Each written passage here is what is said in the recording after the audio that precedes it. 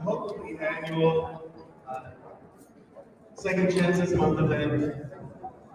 I hope that you were able to find some resources. Maybe you can find a need for a job, and hopefully you're already able to enjoy a nice sandwich from Sandwich West and her husband's catering company. Can I have all of the elected officials and the representatives please come forward? I'd like to have you say a few words. I know we've got some certificates to present and proclamations that have happened, but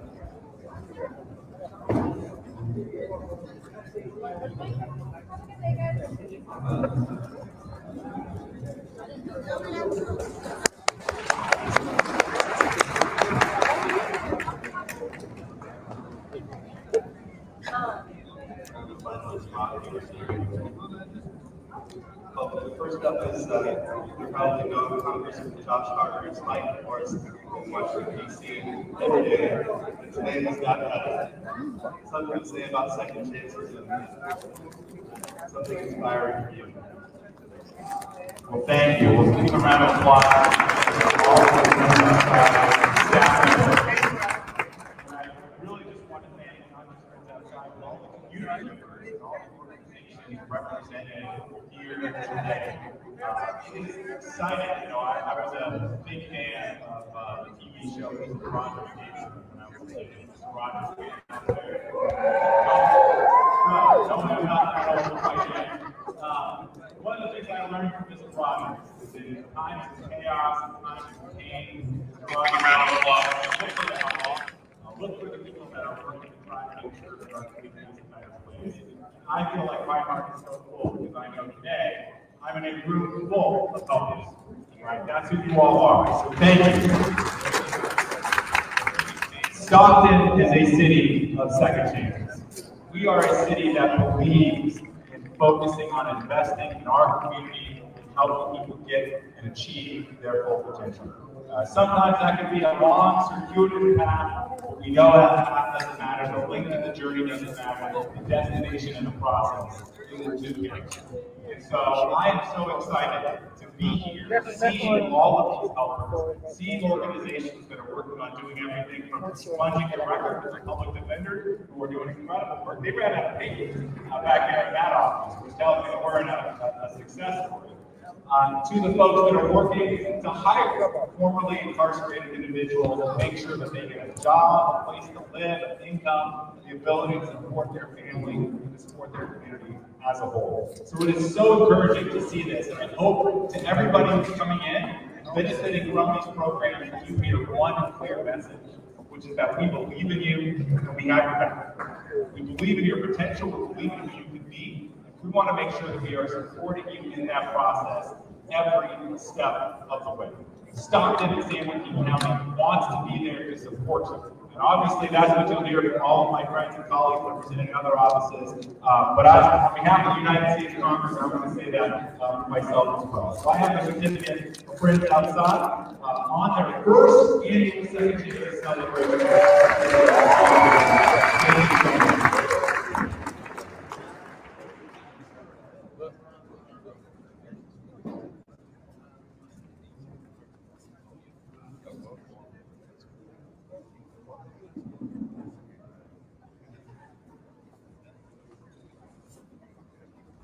Another round of applause.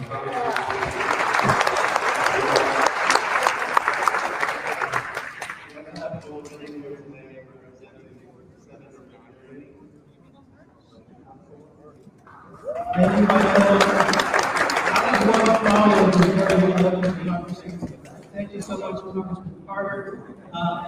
Your words for all the folks who are here today. I'm hoping that you can speak over this very tall podium.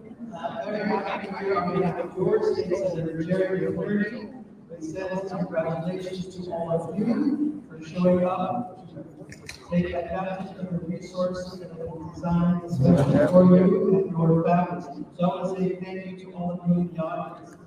Please give a round of applause. I also want to say thank you to my resources and this fantastic team and friends outside for all of the work and the effort that you've put in this together. to invite all of the community partners, and this is so fantastic. We took some time to meet some of the vendors out front. You have bankers, you have counselors, you have educational opportunities, you have your friends and neighbors, you have folks who are doing jobs, driving buses to other events and other opportunities. Please take a moment and review all of those resources and see what those resources can do for you and for your families. On behalf of the state secretary, we also have to provide a certificate to recognize members outside the inaugural Second Chances event. In recognition of your 7 decades experience working inside institutions with families and children of incarcerated individuals, your role in California's prevention ecosystem of support for those rebuilding their lives and reconnecting their communities. Congratulations and outside on the inaugural Second Chances Month celebration. Thank you.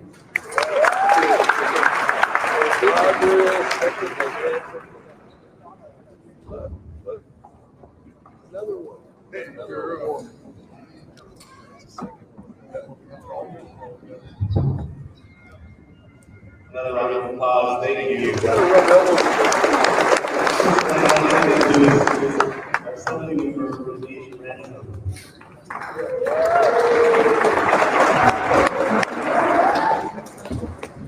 Hello, good morning, y'all. Good. Thank you so much for being here.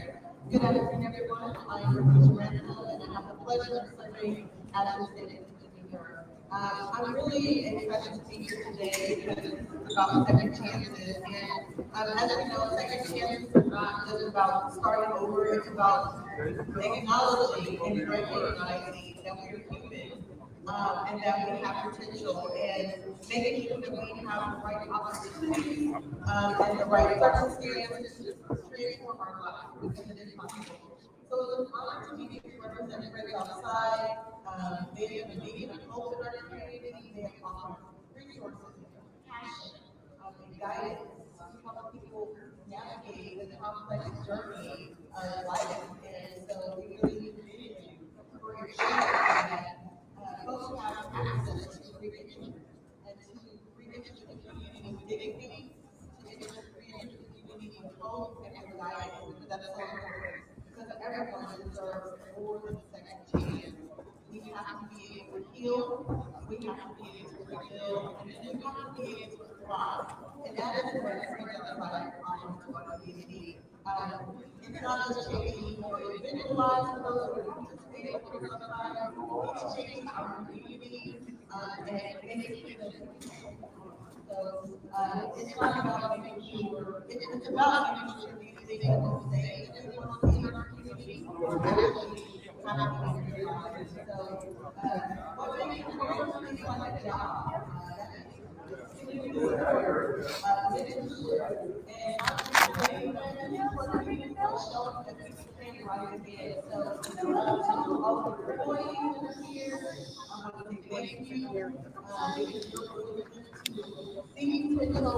Rather than just a pass record or just a case, it's really important to see people. And so we want to make it today. Give yourself a personal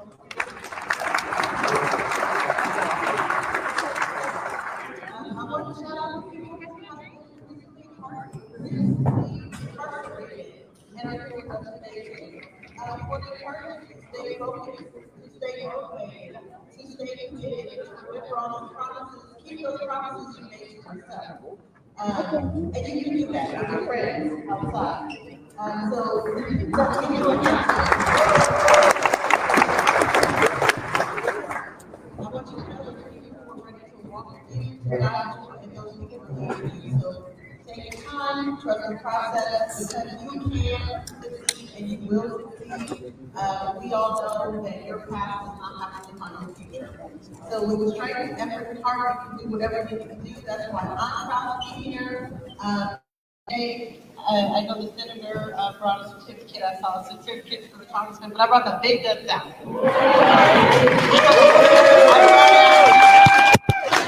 It is my honor to present a resolution. This is the California State Assembly resolution for Friends Outside. We want to recognize their unwavering dedication to the community, and we want to memorialize and appreciate the revolution. So, ladies and gentlemen, congratulations.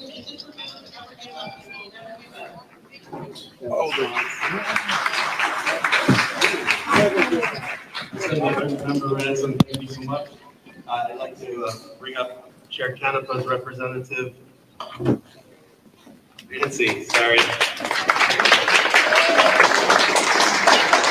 Thank you, and I want to say congratulations to the Friends Outside organization for their proclamation. They came in for the board meeting and did a Second Chances Awareness Month. So thank you to Executive Director Michael Swartzen for that. We appreciate your team and the dedication and the commitment to the community of San Joaquin County. And on the behalf of the Board of Supervisors and Chair Canepa, District 2, I do want to present this certificate for Friends Outside, but before we with that, I would like to just commend everybody on their unwavering commitment to the community. It doesn't just fall on one individual, it falls on all of us. Yep. So enough appreciation and gratitude, but it doesn't just stop there. Continue with what you guys have to do for yourself. Self-advocacy is necessary and it's important. We can't allow just people to speak for you on your behalf. Now that you have your resources and everything invested back to you, make it happen because only you can depend on who you are, and that's it. So I just want to commend everybody in the community for their work, all the volunteers, all the workers, everybody outside organizations and community alike. Thank you guys.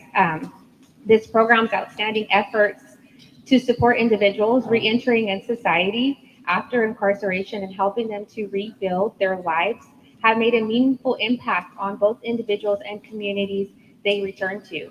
Your assistance in providing the community through job training, education opportunities, housing support, and community resources you provide are necessary tools for the individuals to rebuild their lives. Your commitment to offering second chances directly strengthens our community, ensuring a safer and more inclusive environment for all. We commend your program's support and dedication for creating opportunities for individuals to successfully reintegrate and build new paths and contribute to society. So thank you.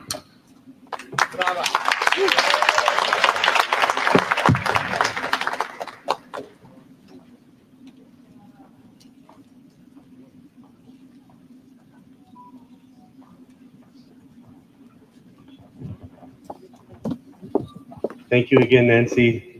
I'd like to also introduce you to Mario Enriquez, our city councilman.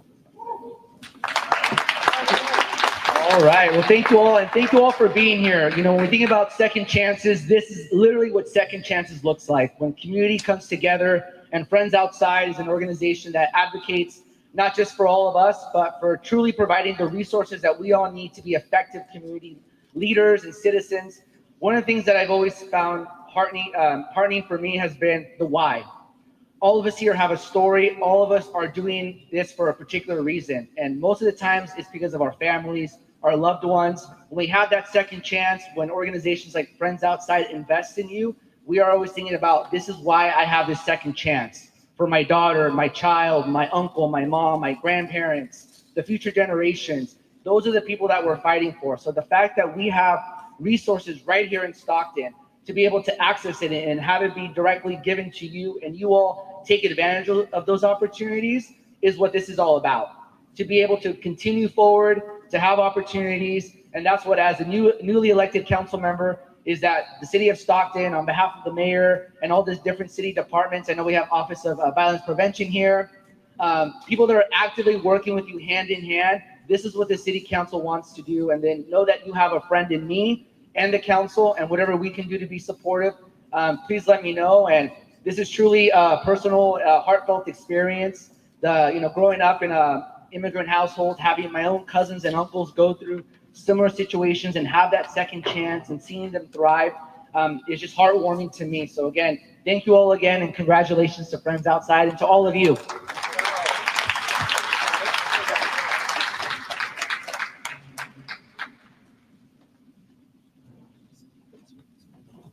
Thank you, Councilman Enriquez.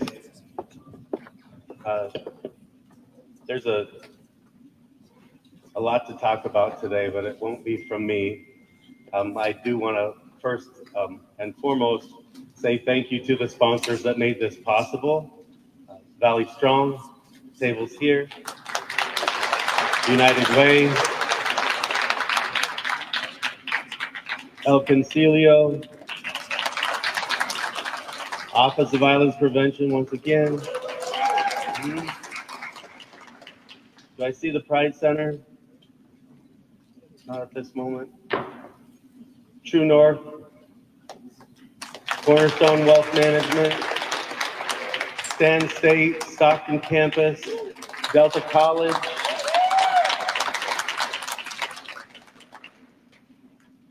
There's many others that made this possible. I want to also recognize my staff and board at Friends Outside. This was really intended to be a community event, not just a Friends Outside event. And I think you see the example that we came together as a collaborative effort to make this possible. But if my staff could stand, I'd really appreciate it. My board members, are the folks that made this happen. Since I have lost my place in the agenda, I'm going to pass the torch on to Norman, who will lead us through a moderated panel discussion with several community folks that are on the other side of their second chance. Thank you.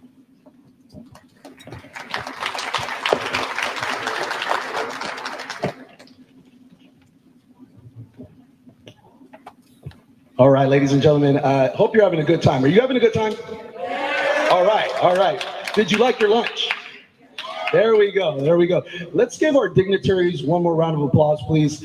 It's amazing for them to be here, and we really appreciate them supporting the cause, right? That's what it's all about, supporting the cause. Thank you very much. Just an amazing guy to work for, I'll tell you that right now. I'm so glad that I have the opportunity to be with Friends Outside. The next thing that we're going to do is going to be, something that is really impactful. And what I want to do is, before we do the next raffle, because I know you guys are waiting for that $200, right? I want to invite our panelists to please come up before we do the raffle. I want to make sure that they're sitting up here and that we recognize them for being here and for sharing their story and also for giving us some wisdom. So if our panelists can please come up right now, let's go ahead and give them a big round of applause. Come on up, please.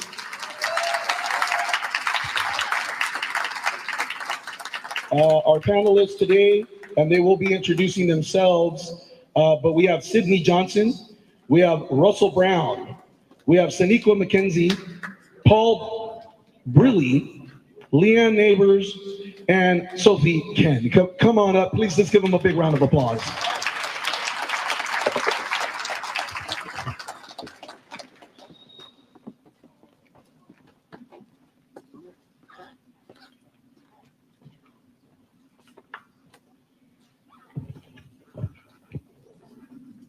All right, ladies and gentlemen. So I know you've been waiting for this raffle. Felix is right over there, and he's going to go ahead and pull the ticket before we get started with the panelists.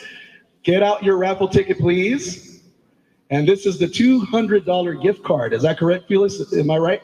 There we go. Thumbs up. Okay, so let me give him the microphone here real quick. Thank you, Norman. Also, we will be raffling off all of these as well, and we have another bigger prize at the end. So please don't forget, if you haven't put your ticket in here, there's still lots of prizes to be given away. I got a Matchbox car. Nombre. Okay, here we go. The number is 5416083. And the name on the back says Ralph Flores. Woo! Ralph Flores.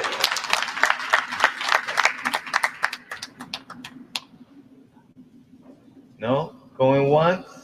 Ralph? Ralph? Okay. You snooze, you lose. Let's do it again. Get ready. Here we go. Number 5415699. The name on the back says Elsa Pina.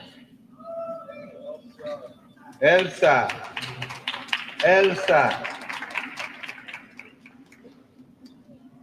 No? Oh, wait. Is she coming? Why? She coming like Zorro. Hiding.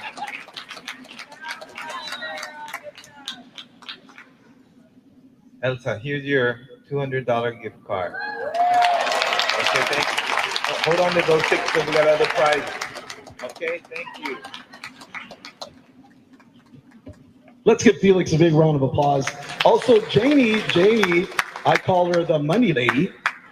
She is the money lady of Friends Outside. Let's give her a big round of applause as well. All right, so before we get started, I want to say a couple of words about second chances. Second chances is deserved to everyone. I believe strongly in that. I'm a person that got a second chance. If you don't know me, my name is Norman Perez. I'm the regional director with Friends Outside. And my second chance came when I was a youth. It was a gentleman by the name of Greg Hu. He was an Asian man. And I was doing really bad, gangs, all kind of stuff. Getting locked up, juvenile hall, everything, CYA, you name it. So this man one day, he came up and he put a sports coat on me. And he put me in front of a mirror. I never had worn a sports coat ever in my life. But when I saw myself in that mirror, I knew at that point in time that I needed to take advantage of my second chance. And that's why I'm here now. Honestly, I've worked in a lot of different agencies, but this agency that I'm working for now is the one that really, really tugs at my heart and really, really gives me a mission to be able to work with these wonderful people that are here on the stage and also to be able to meet you. Without second chances, I would not be here. So with that said, I want to make sure that you understand what these people are doing up here is giving us a pathway to that second chance. It's giving us a way for you to go and spread this message that second chances is deserved for all. And if you do that, I think we can change our community. I think we could father our community. And I think we can go farther in our community. So with that said, let's give our panelists one more round of applause, and we're gonna go ahead and get started. You have your microphones? All right, here we go. So first of all, what they're gonna do is they're gonna introduce themselves, and we will start right over here.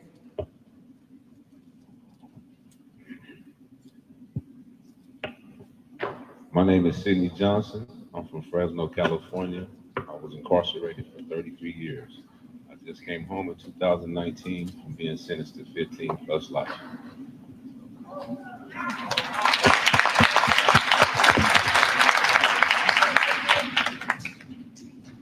My name is Sophie. I'm from Stockton, California. Formerly incarcerated. I spent 22 years in the California State Prison. Came home in 2018.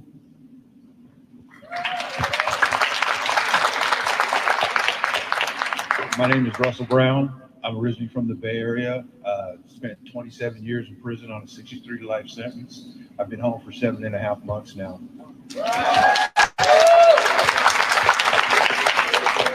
Hi, my name's Leanne Neighbors. I was incarcerated for 17 years. I've been out for 14. I'm originally from San Diego, but currently reside in Sacramento. Hello, my name is Tanika McKinney. I'm from Sacramento, California. I spent 17 years locked up, and I'm from Sacramento, California. Good afternoon, everyone. My name is Paul Briley. I'm from Hunters Point, San Francisco, California. And if I may, I just want to caution the way that we use chance. Many of us never had a first chance. When we use language like that, it's as if we're taking a risk on someone. And because of the systems that were put in place, it was set up for us to fail. The people are not the problem. We need to focus on the problems that the people are facing. We don't need to fix the people. We need to fix the systems that they're in. First time I was arrested was with my mother. I didn't have a first chance. I was 14 years old.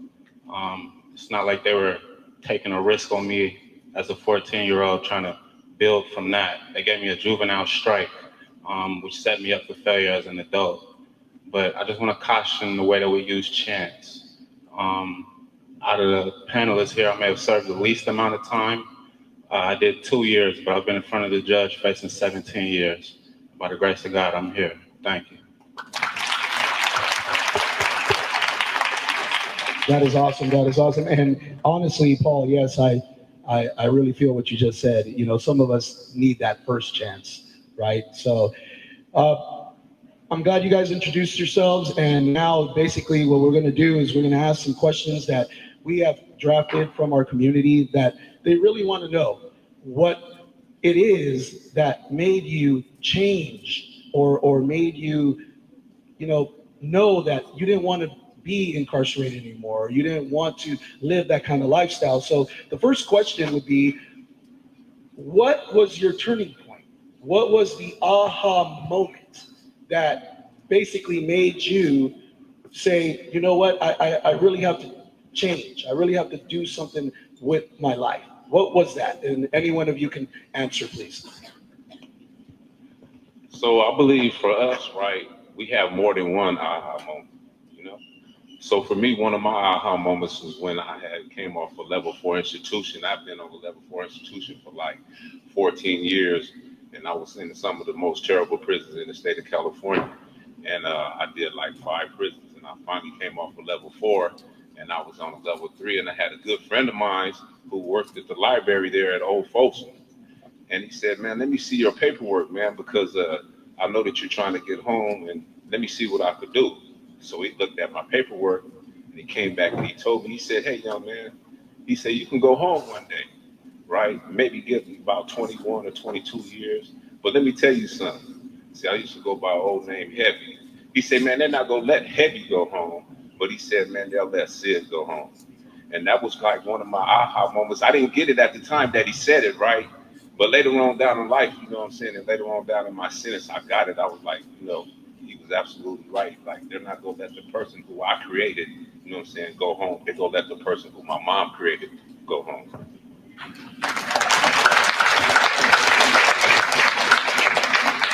I agree with Sydney there. My aha moment came in a series of events. The first one was the night I was arrested. I got in an altercation. They tried to put me in a cell that, at that time, because I was active in prison politics, it wouldn't have been acceptable for me to enter that cell. So I said some very vulgar things, and the officer took me outside and placed me in an isolated cell, and me and him had an altercation. From there, they took me over to ADSEG, and it was that moment that door clanged shut. And I know a lot of people can agree with me on this. You'll never forget the sound of the metallic locks slamming shut. It makes an eerie click clack sound, and for me that sound was, you're locked up. That was devastation. It was at that moment that I hit my knees and said, Jesus, you gotta help me, because I couldn't help myself. So that was my first. The next were a few series of events that happened in my life. The next came because I was playing both sides of the fence. I was trying to, read the Bible and, study God's word, but I was still active in prison politics. And the night that I finally quit using drugs and I prayed a different prayer that night, I asked Jesus to take my desire for that drug and alcohol, and that my desire be for him. And that was a great aha moment for me that really that was 17 years ago. I have 17 and a half years right now, clean and sober, because of that moment. And the other series of events where once that drug and alcohol got taken away, I had to figure out why these defects happened. And because I was a broken person. I was a flawed person, and I had to figure that out.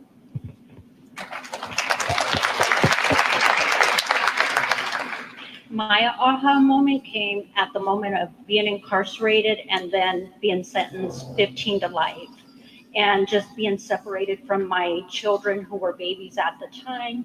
And just, I had to take that time of incarceration to get to know myself, because I didn't know my self-worth. I didn't know who I was, just coming from a whole bunch of dysfunction. So I took that time to grow, get to know myself, because I was very young, and just trying to figure out, what do I want to do with my life besides wanting to get out of prison. So I took that time to get educated, to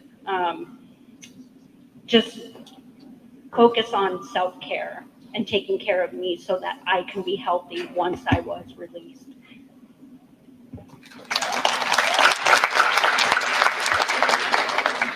My aha moment came to me once I hit Chowchilla. When I left Sacramento County Jail, I knew it was no more going back to court, fighting for a lesser charge. I was facing 68 to life, but I got 17 years.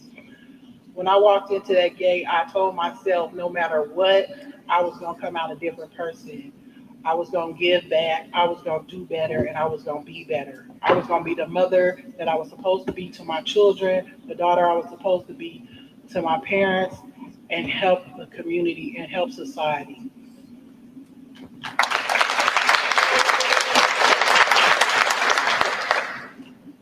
I agree with many. There's so many times where I had a second opportunity. I was in critical condition for 3 weeks. Doctor said I'd never walk again. I'd be paralyzed from the waist down. I remember being rushed into the operating room because both of my lungs filled up with blood and they collapsed on me. I literally died, but I came back to life. And I wasn't living like this before I died.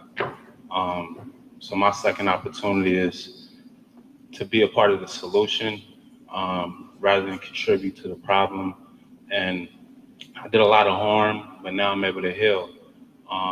So that's my second opportunity. But if I may just present one more, my sister was murdered when I was 9 years old.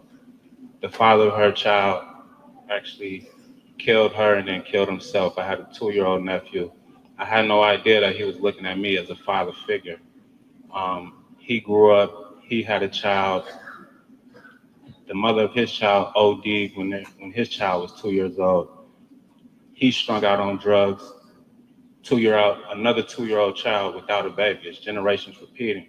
But now I know that this 2-year-old is looking at me as a father figure. So it's a second opportunity for me to intervene so he doesn't grow up in the same way that his father was looking at me doing a lot of stuff into the streets. But me being so young, not recognizing he was looking at me like a father. But I know very much that this 2-year-old is looking at me like a father.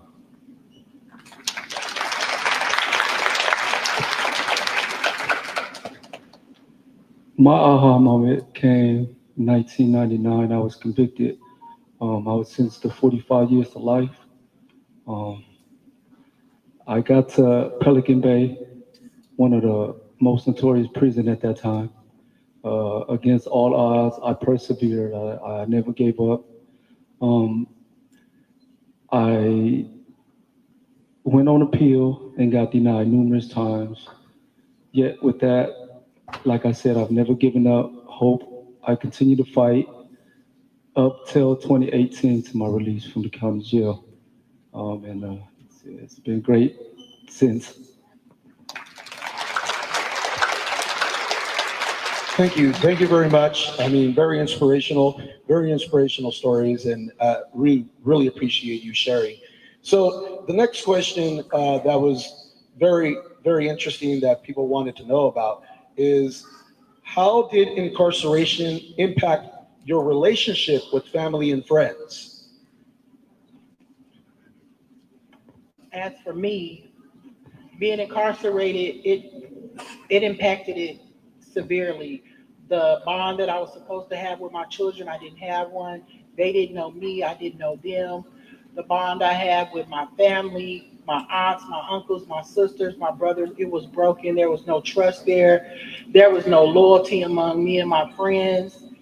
Being incarcerated and being separated for so many years, it just strained everything. But through God's grace and mercy, I'm back in my children's life. I'm an active grandmother in their children's life. I take care of my mother, and me and my best friend is like, we never separated.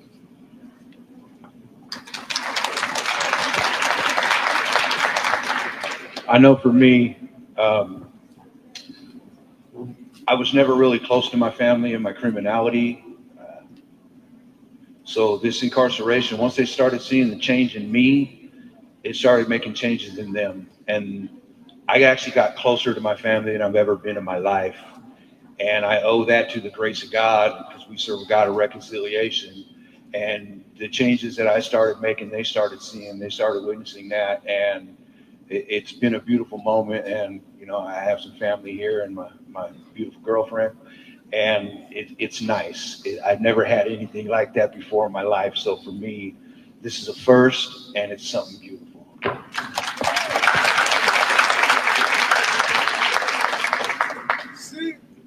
So for myself, it really affected my family traumatically. I'm an only child. My people like to say that I'm the old people child, right? My mom was born in 1929 and my dad was born in 1927. And I'm the only kid, no brothers and sisters. I don't have any kids. And at the moment when I fell, I had a lot of responsibility in my family. A lot of in my family, we got a big majority of women in my family. So it's not that many men in my family, and I was one of the men in my family who was strong at the moment, even though I was doing criminal behavior. I still was strong in my family. So when it got time for me, well, I'm not gonna say when it got time, but when I committed my crime and I was incarcerated, I was looking towards my family members for some type of support, right? Particularly one cousin. And I didn't understand at the moment why she was so mad at me, right? And the day that I got sentenced and I was sentenced to a life sentence, she said, call me this day. So I called her that day and I was looking for some type of support from her. And then it was the opposite, right? She was like, I'm so mad at you. I'm really upset at you. Like, you're leaving us. It's nothing but girls. They're mad at you. And I didn't understand that at the moment. And it took me many years to understand why she was mad at me. It took me to sit down in some groups at San Quentin, like 20 some years down the line, to really understand what she was talking about. And what she was talking about is that when we commit a crime, we just don't affect the person who we commit the crime against. We commit that crime against our families also, right? And what she was saying was that, because I remember what she said. She said, you're an F up. And by the time you get home, my baby will be grown and she'll have grown kids. And that's what happened. I came home and her baby was grown and she had grown kids. I had missed out on all of their birthdays, all of their events coming up as little young ladies into adult ladies. And I had missed that time frame and I missed that period in their life. And it really affected me a lot. And not only did it affect me, it affected my mom, it affected my family members. And I think a lot of times when we out there in those streets and we're committing crimes or we're doing things that we're not supposed to do, we think that we're doing it just to ourselves, and that's not the case. We're really hurting our families, you know, and who are the main people who love us the most.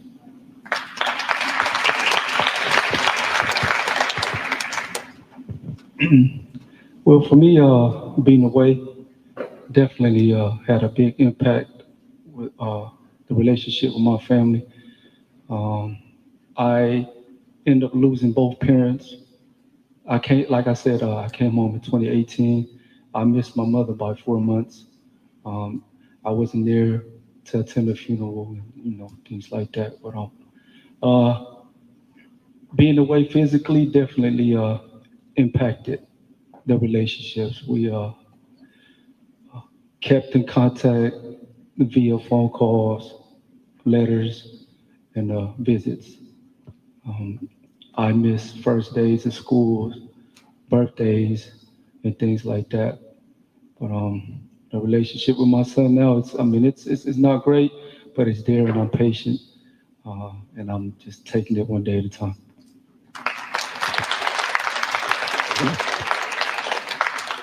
Incarceration impacted the relationship with my family, especially with my kids. I wasn't there through their growing up, 17 years. By the time I got out, they were all adults. And so I didn't get to be part of raising them. I didn't get to see them because they ended up going into another state, living with my auntie in Colorado. So I missed out on that. And even today, it's a work in progress. I've seen them. I've seen one of my granddaughters. I have 2 granddaughters. But so it's a everyday, work in progress. But definitely incarceration strained that relationship.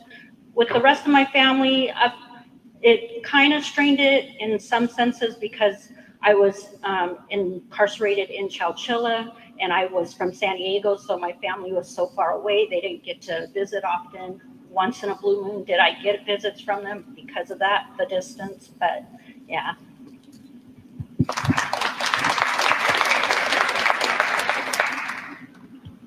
Unfortunately, I was conditioned to understand that I was going to have to do time before I ever had to do time. I'm 3 generations away from slavery, and I met my great-grandfather. He was the child of a slave, and every generation in between has been incarcerated. I grew up with my mother telling me never talk to the police. I grew up watching my mother in and out of jail. The first time I was arrested was with my mother. If anything, I was always on my best behavior in front of my grandmother. So when I was incarcerated at the juvenile hall, I was scared to really, own up to that in front of my grandmother. But I remember she laughed and she was like, I went through all of this with your uncles. And it tripped me out. I'm like, damn, I'm over here. I'm trying to deny this whole thing, act like, Grandma, I didn't, you know what I mean? But she said, I've seen it all before. So I was really conditioned. And just my mother, she was already prepared for it. She was showing up, sneaking me burritos in and doing stuff that I didn't even think she would be doing to support me while I was gone. But I did see how it impacted her because there were visits where she wasn't let in because she was outside under the influence. Then I had to have my homies' moms tell them to tell me that, yeah, they wouldn't let her in because she outside tripping right now. But I think for me, and just with regards to my family, I have a cousin right now that's doing 42 years to life. And I was recently just talking to him, and it kind of messed me up to hear from someone actually serving life that he said if you would have asked, and this is my older cousin, he said if you would have asked him 15 years ago who in the family would be serving life, he would have said me. And just to hear that from someone serving a life sentence, it let me know how far I've come. But I really didn't know how to feel when he told me that. But it's impacted my family in many ways. The last time I actually seen my best friend, we were in a cell with each other. We stayed in contact with each other like through letters. But when he got out, I went in. But then when I was in, he was murdered. So the last time I actually seen him, we were cellmates with each other.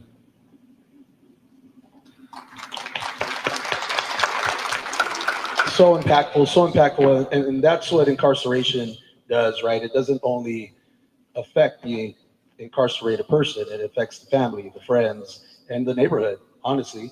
You grow up in these environments and now you're gone, right? So thank you for that. Now let's switch a little bit to reentry and challenges after release. And so the next question basically is, what were some obstacles of the biggest obstacle that you faced when returning home? So after you did your time and they say, okay, you're hitting the gates. What challenges did you face or obstacles, or how did you feel, like your mindset? Please.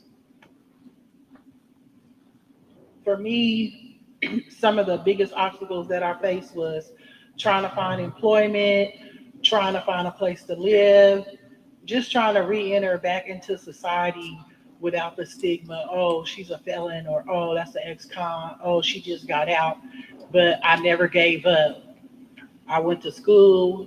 Excuse me. Not only did I have 3 degrees, and I'm working on becoming a social worker right now. I have them in behavioral science, sociology, and psychology.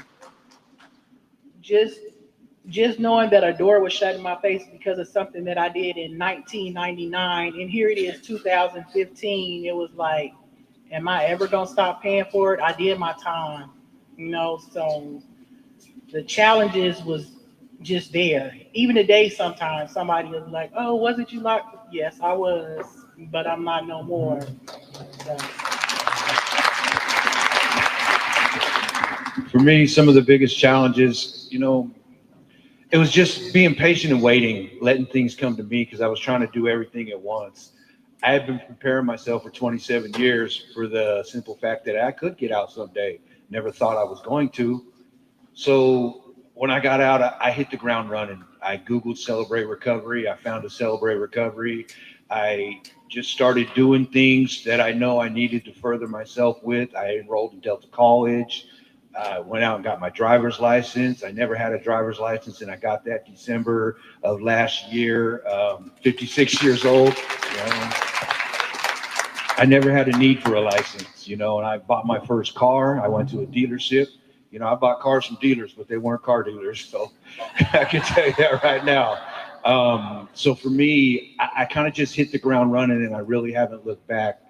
I grabbed my parole plans, and I look at it every now and then, because I prepared like I was going to board, but God told me I wouldn't have to go to board. And when they recalled my sentence, I spent 2 weeks going, this is going to happen. This is happening, And so, yeah, I hit the ground running. I haven't looked back. It's been 7.5 months. I'm not done yet. I'm not even close. Now I do my testimony in different Celebrate Recovery churches around the valley. So the obstacles are mainly been myself, just being patient, letting these things come to me instead of trying to do everything. And the other side was trying to eat everything. I'm not trying to eat everything that I hadn't eaten in 27 years. So.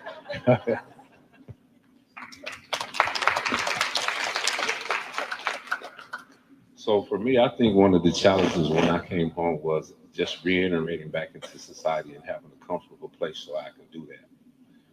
When I got out of prison after doing 23 and a half off the life sentence, I went to San Francisco, and I was in a good transitional house up there in San Francisco. And they helped me with my phone, because, we hadn't been used to having phones, right? So they helped me with my phone, and they helped me get my social security card, and they helped me get my driver license, and, just getting familiar with them, re-implementing back into society, because these are the things that you need, right? And just, having that comfortable environment, that is so important for us after being gone, after decades and decades at a time, right? And just having that good support network around me that's saying, hey, don't give up. Like, hey, you've been through enough. You've been through a lot already. It ain't nothing that can take you down. You had a license. It ain't nothing to get your driver license. If you was able to go to the board and sit in the board for 3 hours, you were able to go out here to get your driver license. It would take 30 minutes, right? So I think, for myself, that was one of the main things that helped me re-enter back into society.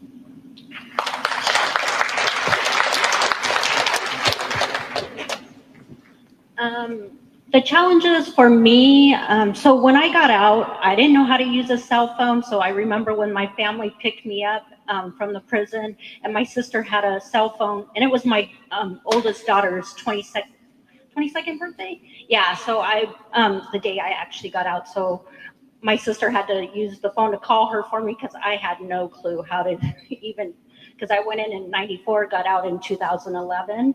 But so when I ended up going to a program, so I literally had to recreate my life. I didn't know how to use internet. I didn't know how to use a cell phone. I didn't know how to drive. So I learned to drive at the age of 42.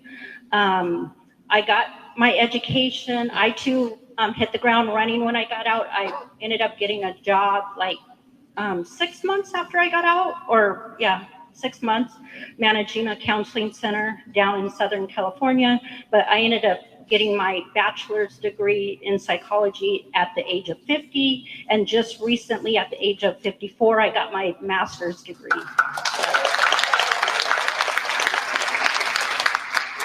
But just, I think the biggest challenge too, like I mentioned before, is just taking that time for me and getting to know myself again on the outside, not only on the work I did on the inside, but now it's time to just do it out here, and then rebuilding those relationships with my children and with the rest of my family.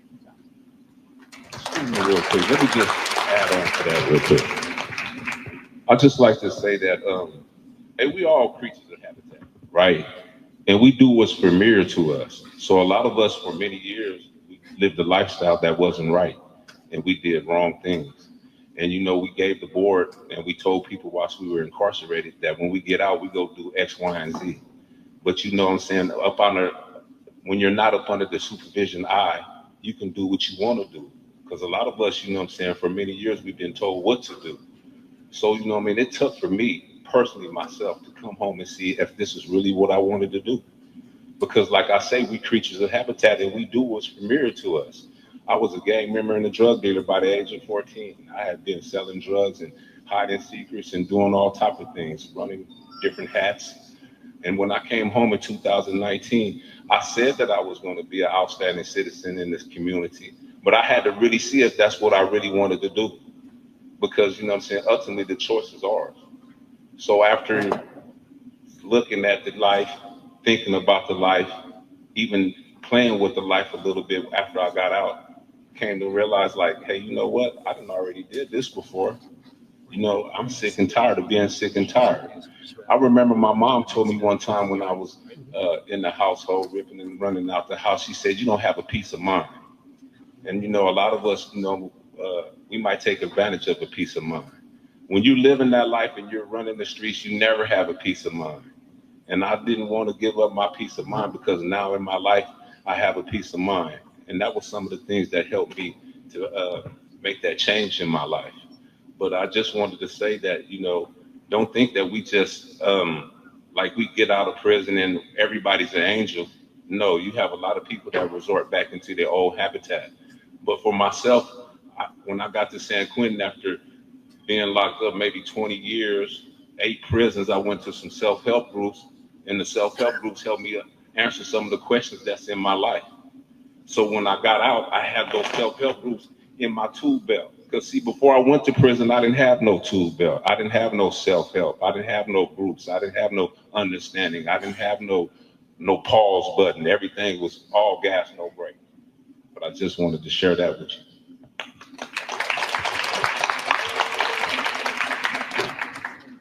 If we short on time, I can skip this one. I see you walking up. No, go ahead. I want to hear what you think the obstacles were. For me, I think the obstacles were the same before I went in and after I came out, and that was just surveillance.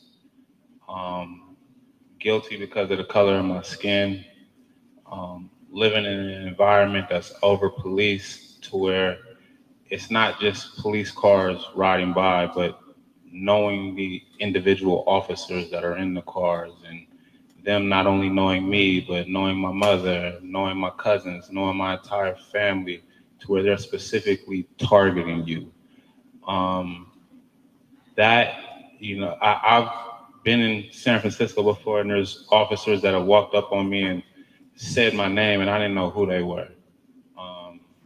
So I think it's surveillance and just, you know, there's a presumed rehabilitation upon the completion of our sentence, but they extend the sentence through probation or parole, and they continue to monitor us.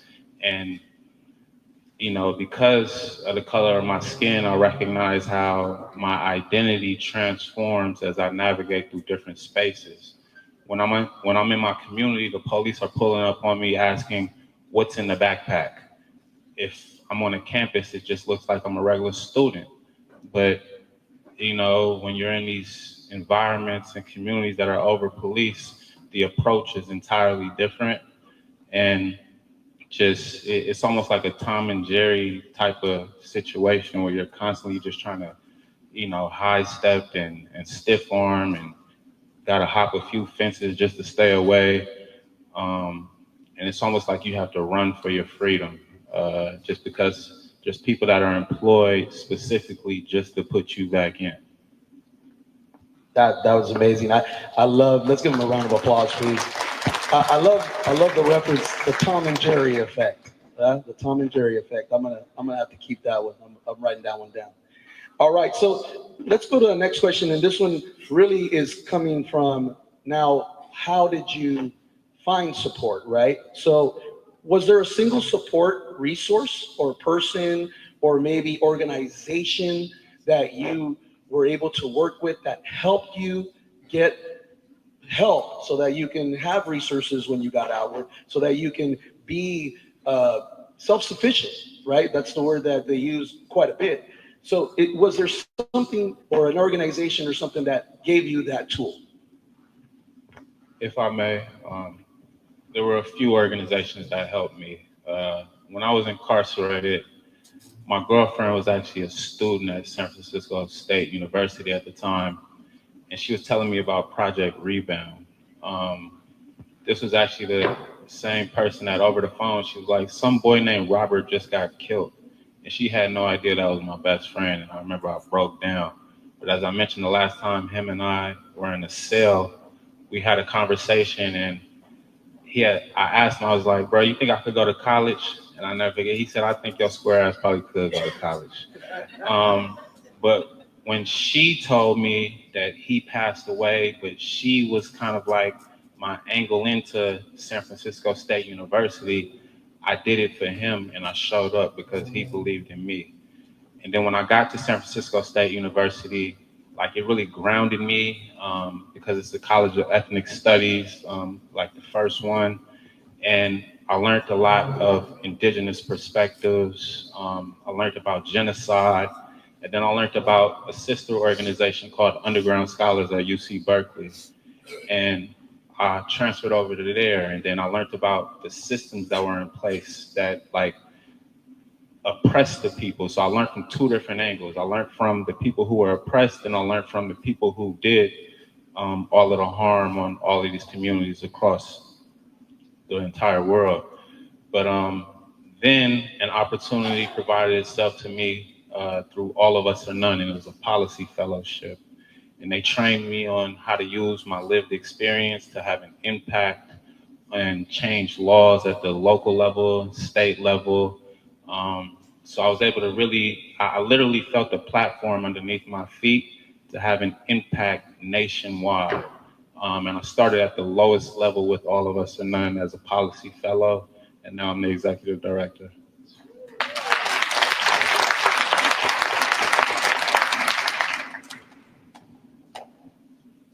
For me, it was a couple of organizations that really helped me. You know, as a lifer, as us being lifers, you know, we have a tendency, well, as being a lifer, you lose contact with your family members and friends. So, you know, I had lost contact with my aunt, family members or whatever. And then being the only child, no brothers and sisters, no kids, right? It was just like being in prison by myself. So, you know, I had went to the law library, I think, one day, and they said that, hey, you know what I'm saying, this organization that can help you find your family members, and it was Friends Outside. And I had wrote what they call is like a questionnaire or whatever, which you put your request on there. And I requested to find my family, you know, where my aunt was at. And maybe in about 2 or 3 weeks, I had got a paper responding to my request, and it let me know where my aunt was, what city she was in, her address and everything. So, you know, Friends Outside really helped me reconnect with my family after being missing in action for like 20-some years.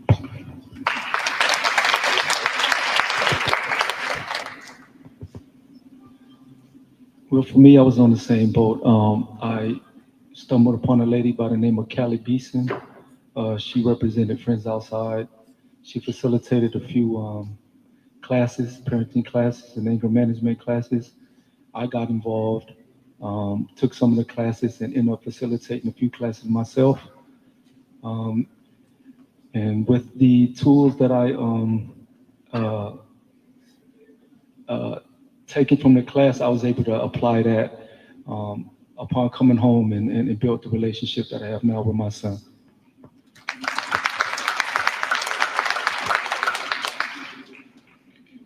Well, for me, when I was incarcerated, there was access to numerous self-help groups, numerous meetings to go through, numerous different courses I could take.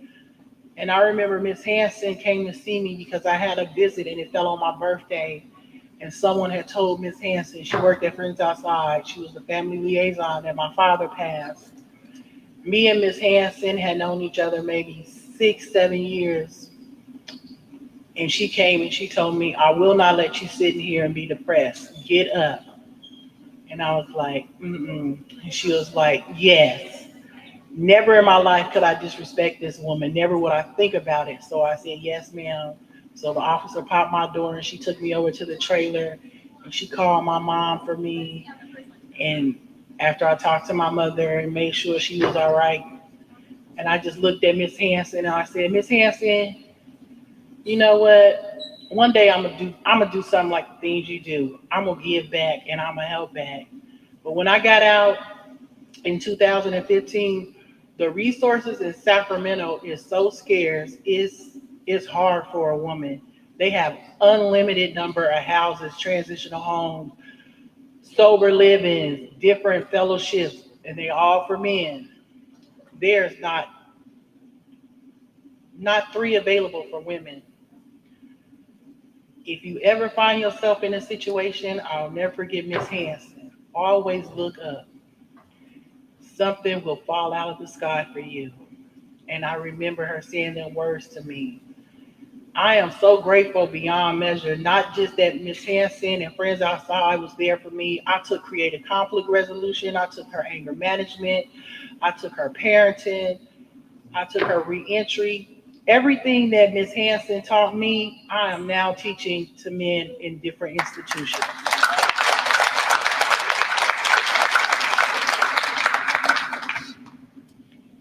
So while incarcerated, the resources, I too had the privilege of knowing Miss Elizabeth Hanson. She was awesome. I took her parenting classes, her creative conflict resolution, and she helped make contact with my family as well. And since being out, I've had numerous organizations that have helped me, from the transitional home I went through in Claremont, California, which is Crossroads, and then the employer that I had working as the manager of the counseling center for 13 years. Then I moved up here to Sacramento, and so since I moved so far from Southern California, I started looking for a job, again, a full-time job in person, because I was working remote for my other job. And I saw Friends Outside had a position available, and I was like, okay, I'm gonna apply for it. I didn't think if I would get it or not, because it would be working inside a prison. So I applied for it, was interviewed by Juan, our program administrator. I ended up getting the position, so I was working as the family liaison person at SAC and Folsom. And then I transferred to the headquarters in Stockton as a case manager, and just recently got a promotion this month as the training and evaluation quarter and regional director. So I'm truly grateful for Friends Outside, not only out here, but inside. So it started inside, that they gave me that second chance, and being out here. So I'm truly grateful. That is amazing. It's so gratifying to hear Friends Outside, and you know, I know it's called Friends Outside, but we're also inside, right? So Friends Inside and Friends Outside, right? Oh, and then part of that, my work that I do now, I got a statewide clearance to go into every single prison, which... That's what I'm talking about. Did you have something to say? Yeah, when I first got out, I was in a transitional housing, and this guy comes up, and I look at him, and he, he's got that old convict look. His name is Jason Gottlieb. He asked me, hey, what are you doing, man? That guy right there. He asked me, hey, what are you doing? You just get out? And I said, yeah. And he said, you looking for groups to get into? And I said, yeah, I have a couple of requirements that I needed to fulfill for parole, substance abuse, and anger management. And he signed me up right then and there. I'm thankful for Friends Outside because they paid for my driver's license. Through Jason, I went down and took my test. He drove me down there and passed it on the first one. Very thankful for community medical centers, Robin and Robert. They both came out there and helped me get some medical things taken care of and get on the health plan in San Joaquin. So yeah, there's been more than a few organizations, Celebrate Recovery, Mercy Grace Prison Ministries has been very helpful getting clothes and just reacquainting me with, people out here. And just, man, there's so many resources, and I really believe that, even the parole office, thankful for the parole office, because when I talked to the counselor there, he recommended that I head over to Delta College and get in the Phoenix program and sign up for the drug and alcohol treatment counselor program. And that's where I'm at right now. So I'm very thankful. Awesome. I think it's an appropriate time to give a big round of applause to the staff of Friends Outside for doing what they do and continuing this mission. 70 years. By the way, we will be celebrating our 70th year. That's a plug right there, just to let you know. But we want to go ahead and go into some advice now, right? We heard the stories, we heard the impact of incarceration, and then also how they were able to succeed. And honestly, it's because of support systems, right? Getting connected with the family, getting connected with the kids, being able to talk to someone that understands. And all of a sudden, the path of success is forged. And that's what these ladies and gentlemen have done. So right now, what I would like to ask is, what advice do you have to our youth, to our community, to the people that, they might not know about incarceration, right? But like my supervisor says, Juan, I take his line all the time. He says, we're just one choice away from being in the same situation. One choice. That's all it takes. What advice would you give our community? What advice would you give the youth of today on how not to be in that situation?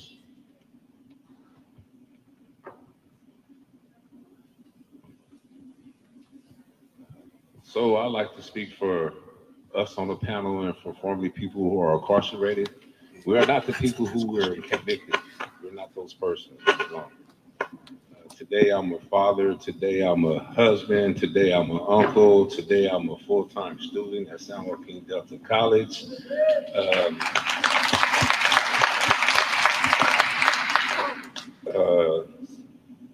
We need a chance. Don't feel or don't get discouraged when the door gets slammed in your face. You just got to keep on striving. I kind of lost that thought right now, because I'm getting a little emotional about this. And I'm going to come back to that question.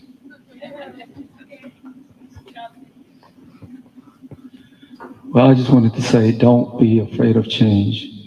Change is for the better. You got to step out of your comfort zone in order to know your true potential.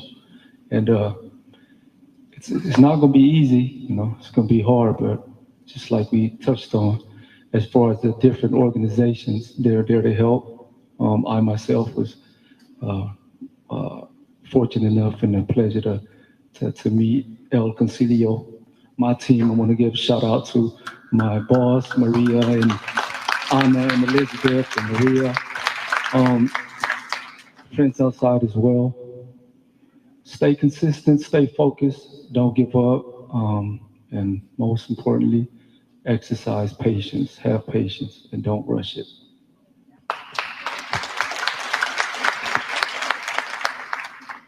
I would say believe in yourself. In life, we all have challenges. There's the ups, there's the downs.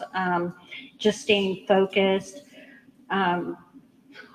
knowing your self-worth and that whatever you set your mind to, you can and will do it. And it's okay to ask for help, no matter what it may be that you're going through. Because I wish I would have asked for help back then when I was young. I wouldn't have ended up in the situation I was. However, I learned through that. So it's okay to ask for help. There's so many resources out there if we look, and especially now, like with the internet and everything else, there's so much more that you can access. And there are people, you know, organizations like Friends Outside, El Concilio, the numerous organizations that are there to help and want to help, and their hearts are in it.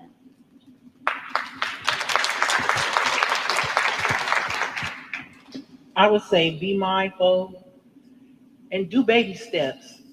Just take small single steps and set one goal at a time. Don't overwhelm yourself thinking that I'm going to do this, this, this, this. Yes, you are going to do this, this, and this, but do it one step, one day, with a support system that feeds you positivity, that uplifts you, that tells you, I got you. I got your back. You're not in this alone. Empower not just your mind, but your body, your soul, and your spirit with positivity. It's already, the world gonna treat us how they gonna treat us regardless. Don't go back to negative people, negative places, negative situations. Try new things, try church, try going to a group one night. You don't necessarily have to use drugs or alcohol to go sit in a meeting. You can just go and listen. Let somebody else's story be your driver, your determination. You know, learn from others. And just be mindful that your chance, your turn, your opportunity is coming too.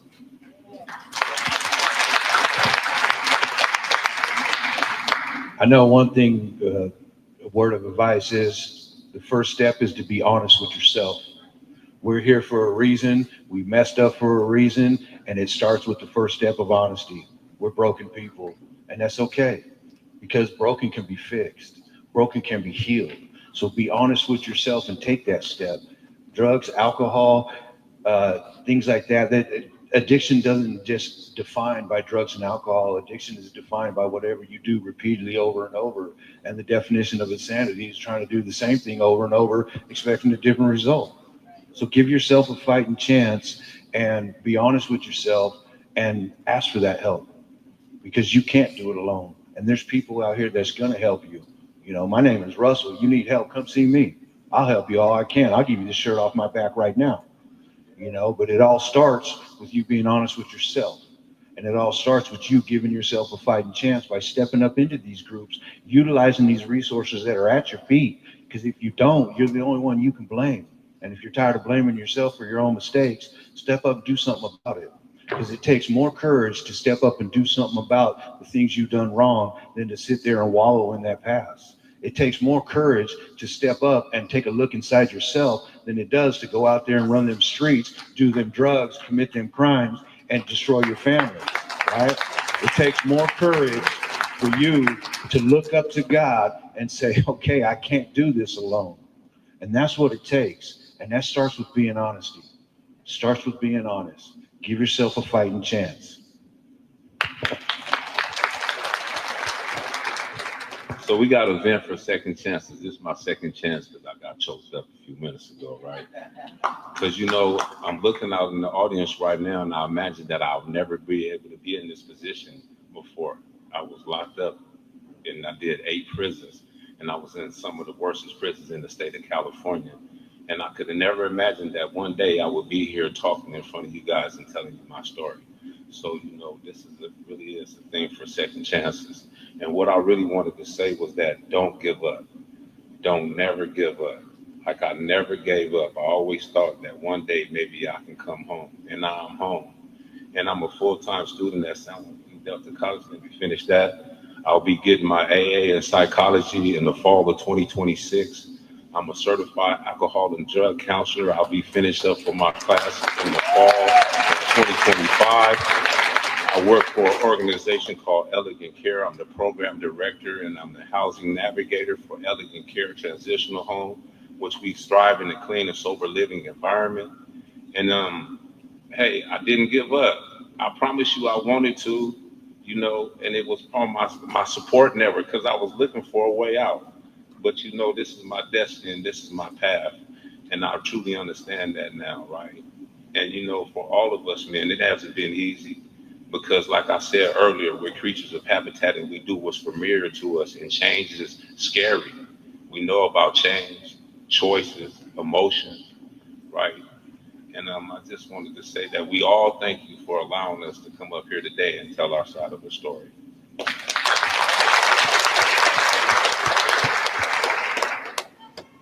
My message to the youth would be never follow some people that don't even know where they're going. The more you learn, the more you earn, the more you know, the more you make. My message to everyone is recognize the momentum and the power that all of you have. We are all here because of someone who is here since the beginning of time. And at this moment in time, you are the whole reason that they existed at all. All of the battles that they fought were for you to be here today, and resistance is the reason for our existence. Awesome. Thank you so much. Ladies and gentlemen, that concludes this portion of our event, and I want to thank our panelists. And as they're walking off the stage, can we give them a big round of applause, please? Ladies and gentlemen, you have Sydney Johnson, Russell Brown, Sanika McKinney, Paul Briley, Leanne Neighbors, and Sophie Khan. Thank you so much. We appreciate you.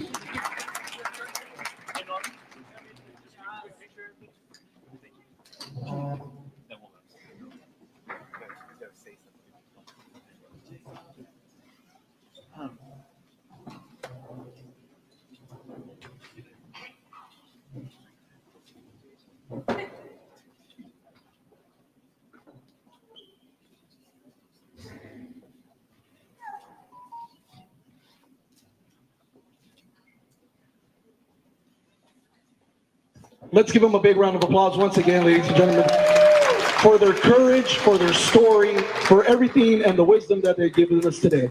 Thank you very much. And now, ladies and gentlemen, we have a raffle prize that we're going to give out before our next speaker. One more raffle prize. So I'm going to go ahead and have Felix pull a ticket here. I hope everyone's here. All right, we're going to go ahead and give out a gift basket. This one is from Candles of Courage. This came from Manteca Unified. This ensemble here of candles represents drug and alcohol addiction, and they were so gracious to donate it. So let's get a raffle prize here. Let's give it out.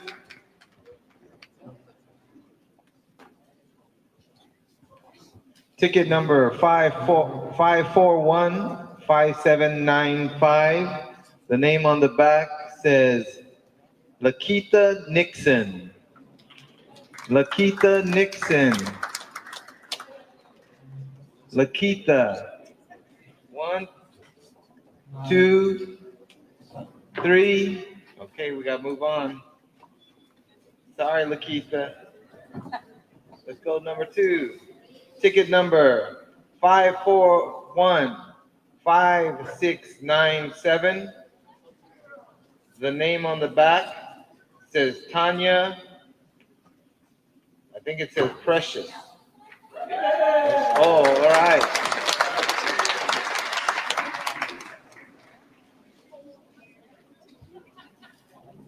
Well, yeah, let's do one more. So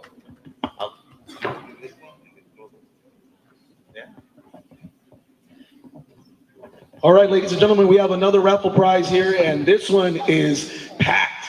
We have some porch tickets for tonight for the family night, and there is 1, 2, 3, 4, 5, 6, 7 tickets. 7 tickets. You get to take 7 people, and also included with this package, you have $100 value gift certificate for photography. And that's coming by Serenity. Serenity's right here. She's a great photographer. So let's have Felix pull the number. Number 5415814. Oh, there's no name on this one. 5415814. All right. Next one. Next one is 5415714. Name is David Espinosa. David Espinosa. Okay, moving on. People losing. 5415820. And the only name on here is Tanya.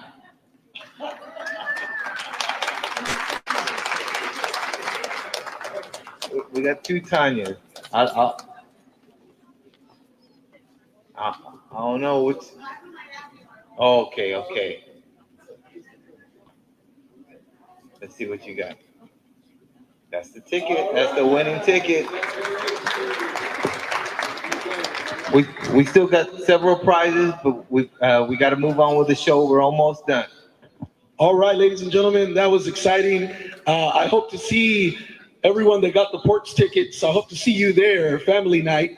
And now we want to bring up our CEO once again. He has an introduction to, he has some words to say and also an introduction. Let's give Michael Sorensen a big round of applause. I found my place. I said earlier that I lost my place on these. I found my place. I wanted to come up here and once again thank our sponsors, our gold sponsors in the Office of Violence Prevention with the City of Stockton, San Joaquin Pride Center, our silver sponsors in Dolly Strong United Way, Stanislaus State. I promise you I didn't lose my place again. HealthNet, True North Solutions, Cornerstone Wealth, and El Concilio, California.